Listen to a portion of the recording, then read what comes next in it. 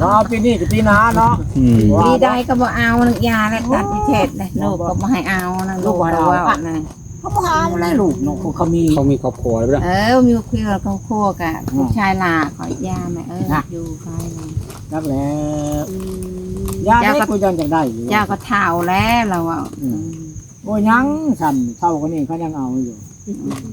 ดอก ผู้ใหม่ก็บ่เอาลูกก็บ่เอาอยู่โสด อยู่เป็นโสด เอ้ยไปว้าว บ่เอาได้บ่เอานะ เลยอะไรแล้วแต่เนาะบ่ได้เมียน้ำมือ เอาแล้ว เจ้าหาเอาผู้ใหม่เอานั่นเลย แล้วเนาะ มีผู้มักไผ่ ผู้ชายผู้สาวเอ้ย ชายอกหักนี่แหละนี่เนาะ มักเจ้า ไปบ่ได้ก็ถึงปฏิเสธนี่ เป็นอะไรเนาะคือว่าปฏิเสธ ตายบ้านมันโน่นเนาะบ้านนี่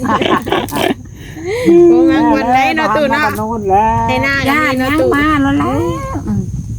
ว่าจะมาใส่บาตรบ้านโน่นนี่มือ มือบุญบ่บ้านตะเฮ็ดก่อน กระก้อนมาแล้วมือ13 ได้ที่มีเงินได้เฮ็ด จะหาเงินไปซะใส่บาตรเอา หาเงินและชื่อคงอยู่คงกินได้ใช่ไหมเป็นขนมข้าวต้มอีก ซื้อมันบ่พอแสนแล้ววะนี่เนาะ เดี๋ยวว่าบ่หมดไปใส่ มันบ่ละบ่มีฮักก็บ่เฮ็ดขนมหมอกขนมหมกเฮ็ดกระต้มธรรมดาใส่บาตรมันก็บาทก็ได้บาทเดียวนี่มันจะหลายไปนะ เดี๋ยวว่าบาทเดียวเขาไปเอาเนี่ยเนี่ยครูเป็นมนต์นะแม่3ออก4ออก บ่เอาแต่บ้านเฮานี่แหละกับจัวนั่นแหละเดี๋ยว3-4 คนเท่านั้น ปีกายนี่ยังไปเอา อาจจะอันรับ3โท รัชามไปยังบ้านห้วยยางแล้วก็บ้านนกแปด เออ แล้วก็ คอนแต่ บ่แต่บ่ได้เพิ่นสิมากินอยู่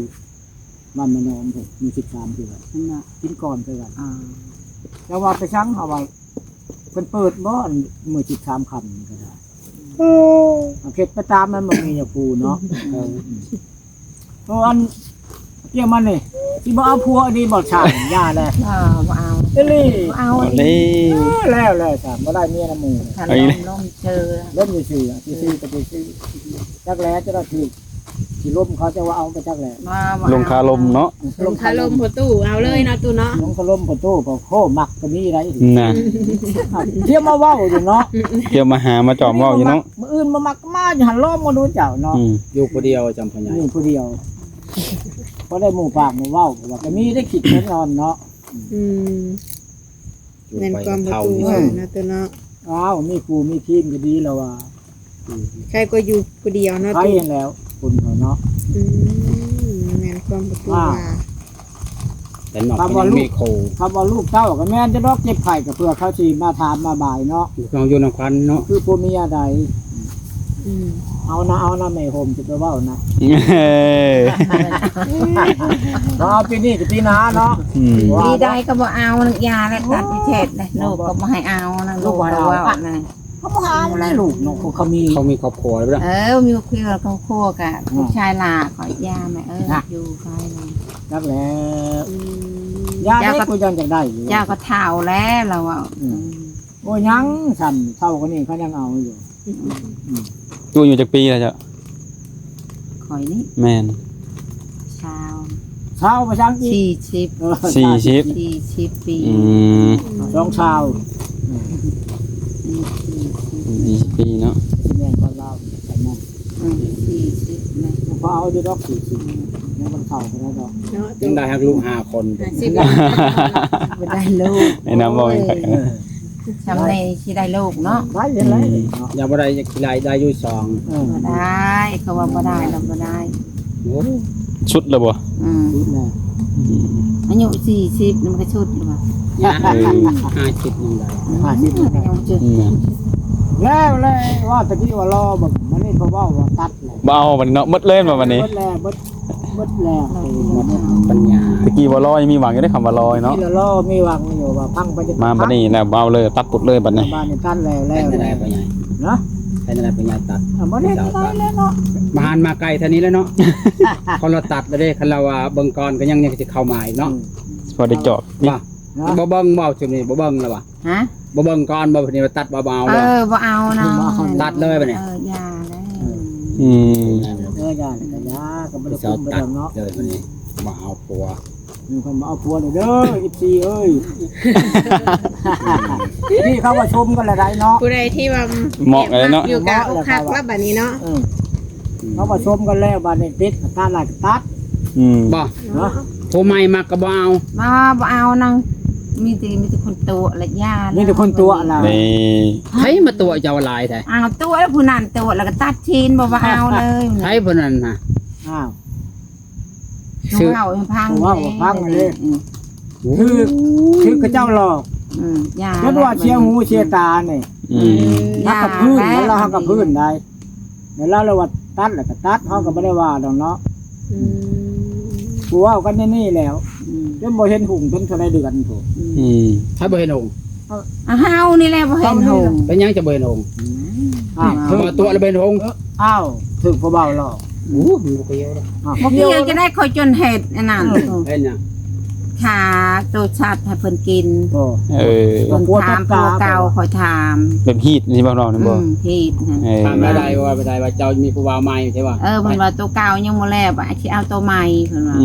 แล้วเพิ่นว่าจะกินชัดใหญ่คอยก็ให้กินบางบุญหั่น โอ้ จะไปเช้าปานนี้ฉันก็บ่เช้า โอ้ เจ้าบอกว่าบ่กินแล้วจะบ่ให้กินเจ้าบ่แต่งจะได้กิน เขาก็บ่ได้ว่า วะ พอแล้ว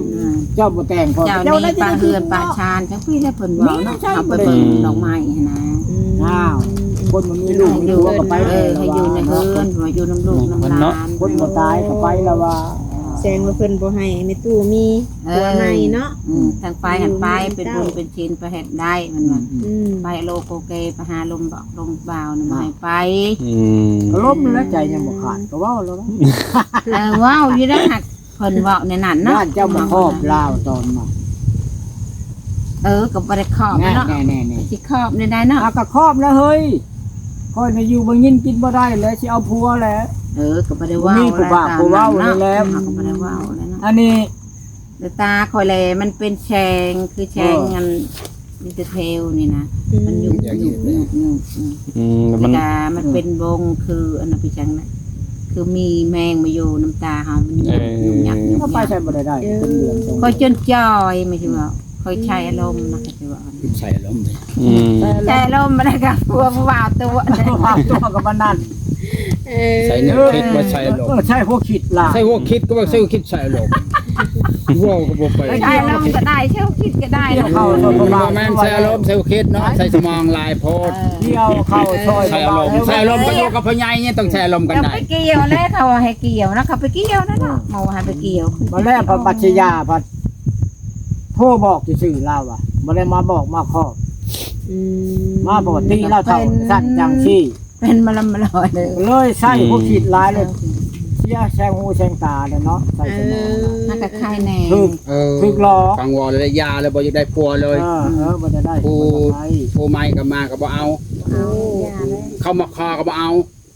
บ่เอานะยา แต่เก่าเหตุการณ์แบบนี้มีแต่วัยรุ่นลกมาตูเนาะ เออ ผู้เฒ่าซำนี่ก็จริงใจเนาะโอ้ยังมีมาตัวกันอยู่เนาะ จังว่านี่เลยเราบ่เอาเนาะ นี่เราบ่ขึ้นตึกกระโดดเนาะ มีตึกเลยเนาะ ต้นไม้แล้ว แดงโตนเนี่ยพอแห้งอยู่แล้วเนาะ ต้องพ่อใหญ่พายอยู่ในไทยแล้วพอเราจะหับได้เนาะพ่อใหญ่ เนาะ โดดลงมาประตู กันโดดบ่อื่นก็คือสิบ่มีไผหับเนาะ บ่มีนะ เมื่อนี่จะถ่วงว่าจะนอนบ่ตาเขามันคือเก่าอยู่จะเป็นยัง ยังบ่แจ้งบ่ คือบ่อยากเห็นหง มันคือมันมั่วในอากาศแน่เลยมันมีในอากาศบดนั่นมันบนนี่ เนาะ ยังบ่อยากแจ้งมันเนาะ มันจะแจ้งแต่คนดีเขาก็ยังบ่จะแจ้ง มันอยากมัวนั่นแหละบ่นอนว่าเจ้านอนเว้นบ่ก็นอนอยู่บ่ว่าบ่ได้นอน โอ้บ่เอาเลยชาตินี่เนาะก็เอาเลยจะได้ บ่เอานะ เสียยังกับยาวค่ะ พนันกันไว้เอาพนันกันไว้เอา บ่ เชียร์ยังเอ้าก็บ่ได้เชียร์แล้วเนาะโอ้ย ยังนานี่ยังบ่ แชร์ว่าบ่มั่นใจบ่เราตู้ ยังบ่มั่นใจนี่ เชียร์เองใช่บ่ เอ้าเขาว่าสัญญา ฉันยาแล้วบ่ได้เอานะแค่นี้ กับเอาเด้อจ้ะสิสัญญาณยังกับคอยบ่ สิเสียยังให้ประตูบ่เนาะประตู วันนี้ แต่ว่าเอาอยู่ก็ถึกใจเนาะก็เฮาก็สิไปซ้อน ว่าเพิ่นว่าบ่เอาพิเศษว่าบ่เอาผัว คือประกันนานาชาติเกิดชาติเดียวเอาโลดคำบ่มักคอยก็เอาผู้ใหม่ก็บ่ บ่ ได้ มา เว้า ก็บ่เอาแล้วย่าแล้ว นี่จะว่ายาแต่ว่าจะเอามื้ออื่นมื้อฮื้อ เอาเลย เด้อ พวกนี้พวกว่าบ่เอาเอาก่อนหมู่ได้ ไว้เลยเนาะเอาไปเดียวมันเอามันบ่ แม่ได้นาน โอ้ย ทำบ่เอานะครับข่าวปานนี้แล้ว เอาเท่าก็เอาชมเท่าแล้วเนาะใจบ่ขาด บ่ได้ปากได้ว่าน้ำกัน ก็ตัดได้ก็ดีก็แม่นอยู่ อืม ก็มีภาระได้เอาผัวก็แม่นเนาะ แม่แน่นอนตัว เขาว่าผู้เขามาสิตัดได้ว่าพอเขายันตัดบ่ได้สั่งเจ้ายันยังบ่ถือผู้มัก ถือผู้มากแล้วว่าบ่ได้เด้ ว่าบ่ได้ใช้แน่นมาฮอดเอาโกยมันบ่ได้อยู่ เราว่าบ่เอามีแมลงพูดถึกใจเราเอาเลยล่ะ มาสนใจเขาก็บ่เอาขวดยาแล้วก็ตัดเราบ่เอาเลยยาแล้ว บ่ยาดอกบ่ยา นักทางไปเนี่ยไปเนี่ย เพราะว่าเพิ่นยังก็ว่าเอ็นน่ะเพิ่นสั่งให้เอาแพทย์เอาให้เพิ่น พักน้ำผู้ชาวบ่ให้ไปไหน เออ พักไว้ โอ้ยเราบ่ชูมาบ่ได้เลยแล้วโตเราเบิดหวังแล้วตะกี้ว่ามีหวัง ค่ะ เฮา ไป ฮู้ เลี้ยงควายบ่ตุ เพิ่นเลี้ยงควายอยู่พุ่น เขาไปเลี้ยงควายคนละโคกควายมานะเขาจะเบิ่งเอานั่นแหละ เก่าก็งาม เขาจะเบิ่งยันหาก็เจ้าไปหาขุดกิโลนะให้นานะ ตายยังบ่ได้จอบนาซำเนาะ มันบ่คุดเนาะมาคุด ชูว่าเขาบ่ขุดดอกคำชูชีเห็น คุดก็คอยทมแล้วอะเอาครับทั่วไปแล้วแต่นานครับ ว่าเขาชม มันมีความเว้าเลยเราบ่เอาเลย เนาะ เบิดเลยเบิดปัญญาเลย หาผู้ใหม่เนาะตูเนาะบัดนี้ ช่องหาประมาณนี่แหละ ติดต่อให้ผู้ตู้บ่ได้บ่มีว่าผู้โสดนะ ติดต่อก็คงติดต่อมาได้แต่เขาเป็นติดต่อ อย่าเรามี ยัง แบบ เป็นติดต่อซะ อย่าเรามี ช่วย ผู้โส นะ ด เพิ่นให้ติดต่อให้นะ เอาเลย ติดต่อชนะกันเนาะ เป็นได้ได บ่ได้เนาะแม่ผม นั่นก็ไปติดต่อก็ไม่ได้ อันนั้นก็มัก ฉันติดต่อได้เขาติดต่อให้ติดต่อแล้วโมก็แจ็คในได้เนาะ หาแล้วก็มักเพราะว่าจะฮอกกระดูกผีเนาะแต่ค่าลูกชายผู้เดียวคณะน้องสาวเราก็ต่อแต่ว่าตายจริงๆแล้วลูกชายก็บ่ให้เอาลูกชายปวนไปน้ำแมงนั่นแหละตายน่ะพร้อมเบิดแต่ว่าแล้วบ่เอาก็บ่เอาหักแท้ก็คือเอาเด้กระเป๋าก็ให้ฮอดแน่ว่าเขาเอา เห็น ไป ชายกระท เนาะตูเนาะ ำเห็นชายกระชาย นั่นแหละ มือตะคอยลงวัดคือเจ้าไปเห็นเจ้าไปชาย พอบ่ลงนึงเนี่ยนะ เป็นอย่าง พอบ่เลยลูกหนึ่งเข่าแล้วมันบ่ทัน เก็บพอแต่ละเก็บไม่ได้มีหลา อ่ะ ย หลานคนละเทื่อ7-8โมงจะลุกถ้าทีอะไรจะบอกลาชายหันเขานั่นก็บ่อุกดาวบ่เป็นว่านั่นขอพอต้องเทื่อเขาก็บ่เลยลุกเขาจะให้กับเจ้าบอกบ่พังเลยอยากให้ลูก ลงแล้วตะคอยมา เอาหน่อยนี่น่ะเวลามัน เจ้าว่าหาก็ให้บักเผ็ดบ้านโคก อยู่ใน ทางบ้านโคกน้อยได้บักเผ็ดบักเผ็ด เห็นเป็นอย่าง มันกินนี่คู่มื้อกระท่อม กินนี่ กินนานๆเลยครับกินธรรมดาจังซี่ดอก เดี๋ยวเรามีเมียแล้ว มอแล้ววะแต่ว่ามักกับบัวก็ว่า นี่ครับนี่ครับ บ่ลูกท้องนี่แหละ ดำ ทานเช้าก็นี่แหละ นี่ ผู้ป้าผัวเดี๋ยวป้าลูกอยู่ในอ้วกเลย ป้าแหละ โอ้ยป้าปีน อ๋ออันนี้มันมาจากนั้น แต่ว่ายากแต่ว่าโอ้ย บ่ได้เฮาเฮ็ดยังบ่ได้ พอมาเล่นลูกหนึ่งมันหมดทัน เพราะว่าเขาตั้งข่าว นี่มัน ที่ใช่แต่กระต้มขนมมันก็บ่ได้ เฮ็ดอยู่เฮ็ดนั่น ไม่ก็จำได้ก็บ่ลงก็บ่ได้เข้าตัวเองก็บ่ลง ที่ ใส่ ใจ ก็ จะ บ่ บ้าน อยู่บ้านโคกใหญ่ คือในบ้านพวกใหญ่พวก เคยไปบ่ นี่แต่หาวนั้นเวลามาขายอันนั้นรถตลาดน้อยนี่บ่เห็นดาวนั้นเราไป ต้องให้ ใส่ เปิดตัวนี้ ผู้ใด เปิดกันได้ มีหลายคน โอ้ เลย เขาก็ลืมบัตรทาม ทัน บัตรทามคือ เอ